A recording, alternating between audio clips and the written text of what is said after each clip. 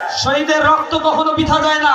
আল্লাহ রাব্বুল আলামিন বলছেন, যারা শহীদ হয় তাদেরকে তোমরা মৃত বলো না, তারা জীবিত, তারা আল্লাহর পক্ষ থেকে রিজিক প্রাপ্ত হয়।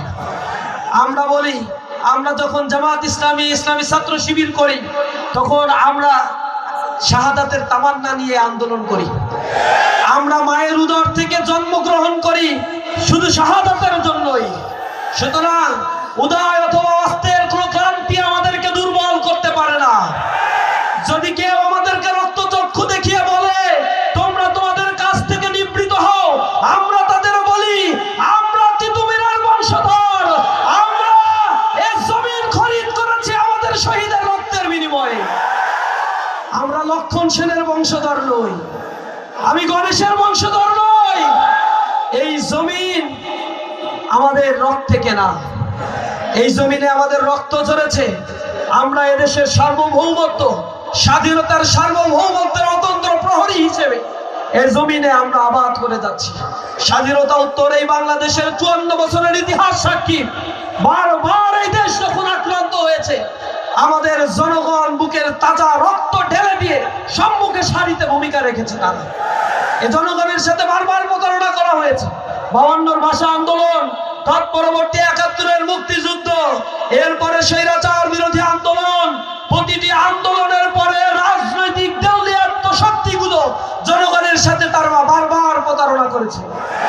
এদেশের মুক্তিযুদ্ধের ডাক দেওয়া হয়েছিল এপ্রিলে 71-এ, তখন সাম্য, মানবিক মর্যাদা আর সামাজিক সুবিচারের ঘোষণা দেওয়া হয়েছিল।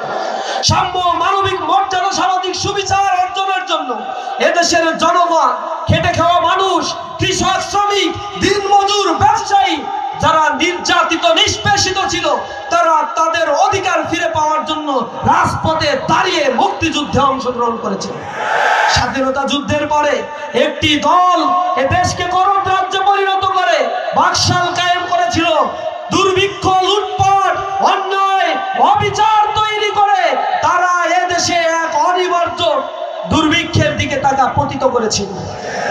এরপরে বাংলাদেশের মানুষ যখন জেগে উঠেছিল, স্বৈরাচার তাদের ঘাড় চেপে বসেছে। স্বৈরাচারের বিরুদ্ধে দাঁড়িয়ে মানুষ যখন জীবন দিয়ে স্বৈরাচার মুক্ত করেছে, রাজনৈতিক বন্দোবস্তের নামে পুরাতন বস্তু বাঁচা সেই বন্দোবস্ত আমাদের জাতির ঘাড়ে আবার চাপিয়ে দেওয়া হয়েছে। জনগণ জুলাইয়ের বিপ্লবের রাস্তায় দাঁড়িয়ে গিয়েছে। এই বিপ্লব যারা সংগঠিত করেছিল ছাত্র নেতৃবৃন্দ, তারা বলেছিল আমাদের অধিকার আমরা চাই, চাকরির ক্ষেত্রে বৈষম্য দূর করতে হবে। এটা ছিল একটা পক্ষের অনমনীয় একটি অবস্থান। কিন্তু এই আন্দোলনে যারা জীবন দিয়েছিল, 1400 মানুষ জীবন দিয়েছিল, 250 ছাত্র, আর বাকি 1200 যারা জীবন দিয়েছিল তারা খেটে খাওয়া মানুষ, কৃষক, শ্রমিক। আমার সেই ব্যবসায়ী বন্ধু যিনি তার ব্যবসায়িক অধিকার চাইতে গেলে চাঁদাবাজির শিকার হতে হয়েছে, আমার সেই কৃষক, শ্রমিক, মজুর যে তার শ্রমের মর্যাদা চাইতে গেলে তাকে লাঞ্ছিত করা হয়েছে, আমার সেই মানুষটি যে কৃষক তার উৎপাদিত ফসলের দাম পায় না, সে তার ন্যায্য অধিকার পাইতে গেলে তাকে সিন্ডিকেট করে জিম্মি করে রাখা হয়েছিল। তার ঘের বাড়ি দখল করা হয়েছে, পুকুর দখল করা হয়েছে। তার যখন নদী ভাঙনের কারণে তার উদ্বাস্ত হয়ে গিয়েছে, ঘর বাড়ি সব ভেঙে গিয়েছে, রাজনৈতিক নেতাদের কাছে গিয়ে বলেছে রাষ্ট্র আমার জন্য কিছু করো। সোশ্যাল সেফটি নেট প্রোগ্রামে 1,20,000 কোটি টাকা বাজেট দেওয়া হয়, আমাকে তার অধিকার দাও। তখন সেই জনগণকে বলেছে তুমি দেউলিয়া, তুমি এই বেলকুচি ছাড়ো, গিয়ে ঢাকায় রিক্সা চালাও। আবার অধিকার দেওয়া হয় নাই। জনগণের জন্য যে টাকা উপর থেকে বরাদ্দ হয়, সেই টাকা নিজ পর্যন্ত আসতে গিয়ে রাজনৈতিক দুর্নীতি পরায়ণ এই নেতারা এই টাকাগুলো তারা লুটপাট করে খেয়েছে। টিসিবির নামে 1 কোটি কার্ড ছাড়া হয়েছিল 2022 সালে, মনে আছে আপনাদের? তার মধ্যে 32 লক্ষ কার্ড ছাড়ার আগেই বাজেয়াপ্ত ঘোষণা করা হয়েছে। 68 লক্ষ কার্ড ছাড়া হয়েছে। সেই কার্ড পেয়েছে আওয়ামী লীগের নেতারা, পেয়েছে মন্ত্রীরা, উপজেলা পর্যায় পর্যন্ত, ইউনিয়ন পর্যায় পর্যন্ত যারা মেম্বারের দায়িত্ব পালন করেছে, এক একজন 4টা-5টা করে কার্ড নিয়ে জিম্মি করে রাখছে। এরপরে টিসিবির এই পণ্যের যারা বিপণন করবে, এই মানুষগুলো ছিল তাদের লোক। তারা ট্রাককে ট্রাক, বনকে বন, চাল, গম, ভুট্টা, আলু এইগুলো নিয়ে এসে কিছু বিতরণ করেছে, আর বাদ বাকি তারা গুজামজাত করছে। পরে খুচরা বাজারে কোটি কোটি টাকায় তারা বিক্রি করে ফুলে ফেপে কোটিপতি হয়েছে, আর জনগণকে দারিদ্র সীমার নিচে তারা বসিয়ে রেখেছে। বাংলাদেশে 2026 সালে 54 বছর পরে এসে বলতে হয় আমার দেশে 6,40,00,000 মানুষ দারিদ্র সীমার নিচে বসবাস করে। এটা একটা লজ্জাজনক বিষয়। অথচ আমাদেরকে শেখানো হচ্ছে তোমাদের মাথা পিছু আয় $2,800। একটা শুভঙ্করের ফাঁকি আমাদেরকে দেওয়া হয়। ইনকাম ডিসপারশন এত বেশি, তেল মাথায় তেল দেওয়া হচ্ছে, ব্যাংকগুলো লুটপাট করে কোটি কোটি টাকার মালিক হয়ে যাচ্ছে। 6 লক্ষ কোটি টাকা আমাদের দেশে ঋণ খেলাপি রয়েছে, যাদের টাকা আসার কোনো সম্ভাবনা নাই। ব্যাংক থেকে এই টাকাগুলো তারা নিয়ে তার নানা, তালতো ভাই, চাচতো ভাই, মামতো ভাই, খালতো ভাই, ফুফতো ভাই সবার নামে এক একটা ইন্ডাস্ট্রি, বইফুর ইন্ডাস্ট্রি খুলে কোটি কোটি টাকা ব্যাংক থেকে লুটপাট করে বিদেশে হুন্ডি বাট্টার মাধ্যমে পাচার করেছে। টাকা নাই দেশে, মরে ক্রাইসিস। ক্রাইসিস তা কারা তৈরি করবে? এই ডাকাতরা, ব্যাংক লুটেরাজরা আমার বাংলাদেশকে ফকির বানানোর ষড়যন্ত্রে লিপ্ত হয়েছে। আবার একটি রাজনৈতিক দল যারা নতুন বন্দোবস্তের মিথ্যা আশ্বাস দিচ্ছে, তারা 43 জনকে মনোনয়ন দিয়েছে, তারা ঋণ খেলাপি।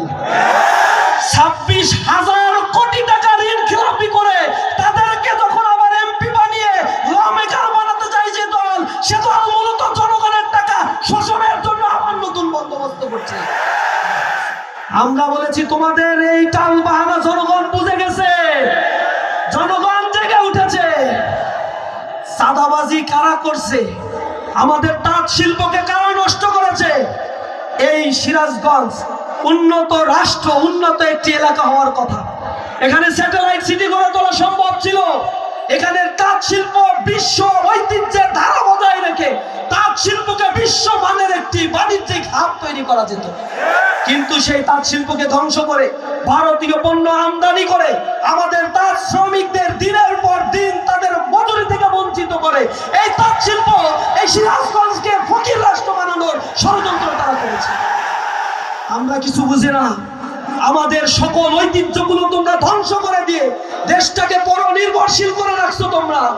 এই কথা যখন ইসলামী ছাত্র শিবির বলে, জামাত ইসলামী বলে, তাদেরকে নিষিদ্ধ করছে, তাদের নেতাদেরকে ফাঁসি দিছে, ছাত্র শিবিরের ভাইদের গুম করছে, বেলকুচিতে আমার ভাইকে শহীদ করা হয়েছে।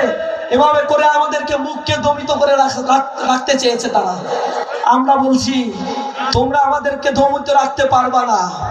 আবু জাহেল, আবু লাহাব, উতবা, সাইবারা যারা পারে নাই, ফেরাউন, নমরুদ পারে নাই, আর তুমি কোন মানুষ যে ইসলামী আন্দোলনকে শেষ করে দিতে চাও? আল্লাহ ঘোষণা দিয়েছে ইউরিদুনা লিউতফিউ নূরাল্লাহি বিআফওয়াহিহিম ওয়াল্লাহু মুতিম্মু নূরিহি ওয়ালাউ কারিহাল মুশরিকুন। তারা মুখের ফুৎকার দিয়ে ইসলামের আলোকে নিভিয়ে দিতে চায়, কিন্তু আল্লাহ রাব্বুল আলামিন তার নূরকে প্রজ্বলিত করবেনই। আজকে টেকনাফ থেকে তেতুলিয়া, রূপসা থেকে পাতুরিয়া, তারাবির থেকে বাংলা বাঁধ পর্যন্ত দাঁড়িপাল্লার ইনসাফের পক্ষে যে গণজোয়ার সৃষ্টি হয়েছে, তাতে তাদের মাথা নষ্ট হয়ে গিয়েছে। মাথা নষ্ট হয়ে গিয়ে আমাদের বোনেদের গায়ে হাত দিছে। আজকে পাটনায় আমাদের বোনেদেরকে তারা অপমানিত করেছে। আমাদের মা বোনেদের কাপড় খুলতে চায় তারা, আমাদের মা বোনেদের গায়ে তারা লাথি মারে। কতটা কাপুরুষ হয়ে গেছে। ছাত্র শিবির জামাত ইসলামীর সাথে না পেরে আমাদের বোনেরা যখন দাঁড়িপাল্লায় ভোট চাইতে যায়, বলে তোমরা ঘরে থাকবা, বাইরে বের হও কেন? আবার তার নেতারা বলে জামাত তো কোনো নারীদের অগ্রাধিকার দেয় না, নারী কই তাদের? যখন দেখছে বোনেরা যখন রাস্তায় নামে তাদের অস্তিত্ব খুঁজে পাওয়া যায় না, তারা নারী অধিকারের কথা বলে, দেখবেন লাইনের সামনে 10-12 জন, পেছনে একটাও নারী নাই, তারা বড় নারীবাদী হয়ে গেছে। জামাত ইসলামী এমন সংগঠন যার অর্ধেক রকমই হচ্ছে নারী সদস্য।